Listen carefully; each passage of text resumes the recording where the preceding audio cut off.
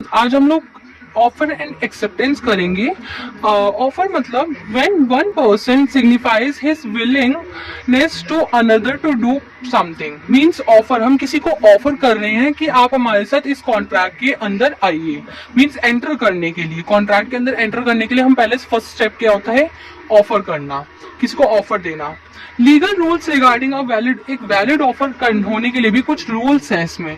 तो जैसे फर्स्ट है, इट मे बी एक्सप्रेस और इम्प्लाइड। मीन्स ये एक एक्सप्रेस भी हो सकता है, मीन्स हम राइटिंग और बाय स्पोकन भी कह सकते हैं, या फिर इम्प्लाइड भी हो सकता है कि हम किसी को सर्कमस्टांसेस के साथ किसी को एक वैलिड ऑफर दे रहे हैं।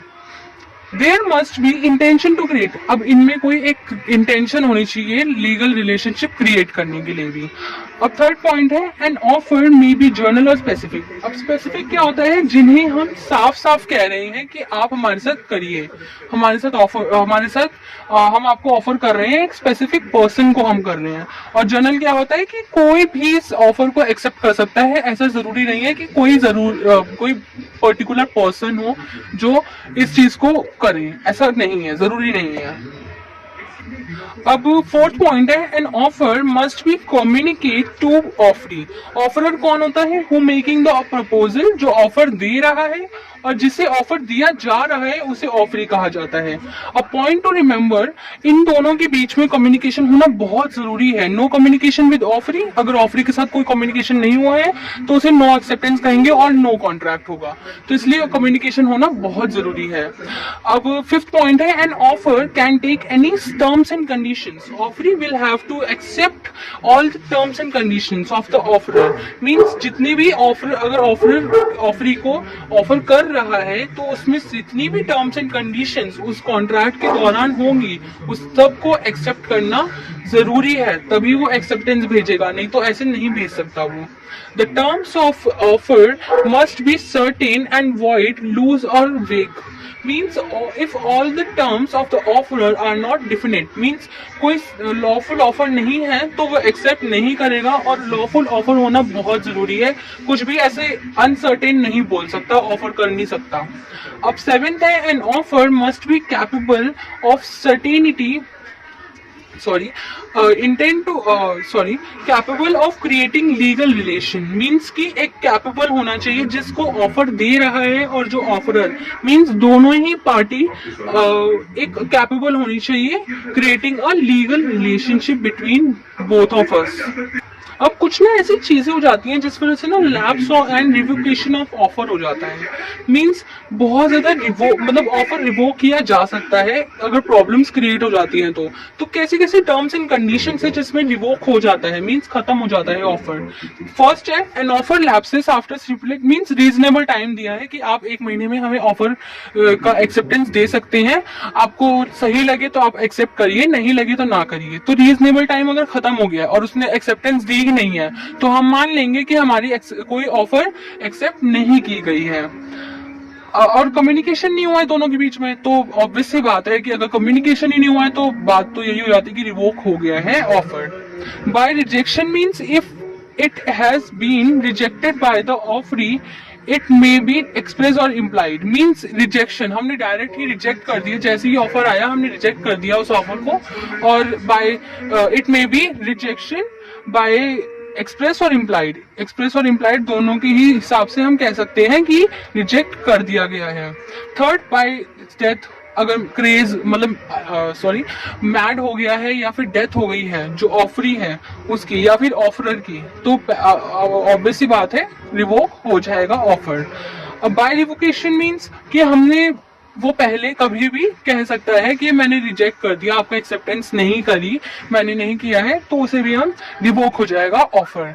देन फिफ्थ पॉइंट है, बाय सब्सिक्वेंट illegality, means कि it becomes illegal after it is made and become it is. जब ऑफर दिया जा रहा था तब वो लीगल था, बट क्या हुआ जब एक्सेप्टेंस के दौरान पर वो इलीगल हो गया। इसका एक एग्जांपल मैं आपको दे देती हूँ ताकि आपको अच्छे से अंडरस्टैंडिंग हो। जैसे एक गवर्नमेंट ने बोला कि आपको, हाँ, गवर्नमेंट ने आपको बोला कि वीट लेना मतलब आप ले सकते हैं कहीं से भी। तो उसने ऑफर कर दिया प्राइवेट ट्रेडिंग कंपनीज को, बट बाद में जब एक्सेप्टेंस की बारी आई तो गवर्नमेंट ने कह दिया कि वो हमारे लिए जरूरी, मतलब हमारे प्राइवेट कंपनीज के लिए वीट लेना वहां से ट्रेडिंग कंपनीज से बिल्कुल इलीगल काम है। तो एक्सेप्टेंस के दौरान पर वो चीज इलीगल हो गई। तो ऑफकोर्स इलीगल काम तो कोई करेगा नहीं जो गुड ट्रेडर होगा, तो इसलिए वो रिवोक हो जाएगा ऑफर। अब हमने ऑफर के बारे में पढ़ा, अब हम पढ़ेंगे एक्सेप्टेंस के बारे में। एक्सेप्टेंस मतलब when the of person to whom the proposal is made signifies his assent thereto the proposal is said to be accepted. Means जब तक ऑफर नहीं हुई है हम उससे पहले एक्सेप्टेंस नहीं कर सकते। ठीक है, आपको किसी ने पूछा ही नहीं है कि आप ऑफर, हम आपको ऑफर दे रहे हैं वगैरह वगैरह, तो आप किसको एक्सेप्टेंस दे रहे हैं? तो इसलिए एक्सेप्टेंस का मतलब होता है कि जिसे हमने ऑफर दिया है वो एक्सेप्ट कर रहा है वो ऑफर को। तो rules regarding a valid acceptance होने के लिए भी बहुत जरूरी रूल्स हैं, उन्हें उन रूल्स के तहत ही वो एक वैलिड एक्सेप्टेंस माना जाएगा। जैसे फर्स्ट है, acceptance must be given only by the person to whom the offer is made. Means वही पर्सन उस एक्सेप्टेंस को एक्सेप्ट करेगा जिसे वो एक्सेप्टेंस दी गई है, जिसे वो ऑफर दिया गया है वही एक्सेप्ट करेगा। अब जैसे it can not be accepted by another person without the consent of offeror. अगर ऑफरर चाह रहा है कि कोई भी दे सकता है, जैसे हस्बैंड वाइफ में हस्बैंड को अगर ऑफर दिया गया है और वो ऑफरर, ठीक है, ऑफर कह रहा है, कंसेंट है उसका, एक अपनी सहमति अग्री कर रहा है कि वाइफ भी ऑफर को एक्सेप्ट कर सकती है, तो वो कर सकता है। बट अगर उसकी प्रेजेंस में नहीं है, वो अवेयर नहीं है ऑफरर, तो हम एक्सेप्टेंस कोई और नहीं कर सकता। सेकेंड पॉइंट है, it must be absolute and unqualified. Means it is if the small deviation, means अगर छोटी से छोटी डेविएशन भी उस ऑफर और एक्सेप्टेंस के बीच में हो रही है तो उसके लिए भी एक्सेप्टेंस नहीं हो सकती। पहली बात तो अगर वो एक्सेप्टेंस हो भी रही है तो वो इनवैलिड हो जाएगी। तो छोटी से छोटी डेविएशन के लिए भी ऑफर और ऑफरी, इन दोनों को ही इस बात पर अवेयर होना चाहिए। देन थर्ड पॉइंट है, it must be given in the prescribe time and usual reasonable time. जैसे हमने पहले पढ़ा कि रीजनेबल टाइम के साथ नहीं होगा तो एक्सेप्टेंस रिवोक हो जाएगा, ऑफर रिवोक हो जाएगा।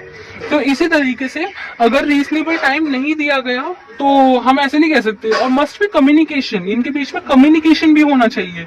ऐसे नहीं कह सकते कि आप बाद में दे दीजिएगा, कभी भी हमें एक्सेप्टेंस, हम आपकी एक्सेप्टेंस ले लेंगे, ऐसे नहीं हो सकता।